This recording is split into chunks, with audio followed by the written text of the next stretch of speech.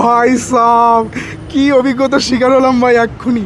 আমি এখন বসেছিলাম এস্টামলের ফুড কোর্টে, তো হঠাৎ করে দেখি আমাদের টেবিলটাই হালকা একটু নড়ে উঠলো। এবার আমি ভাবছি মানে সচরাচর পাশে হয়তো কেউ এসে বসে, তো ওই জন্য হয়তো টেবিলটা গোল ছিল, ওই জন্য নড়ে উঠেছে হয়তো।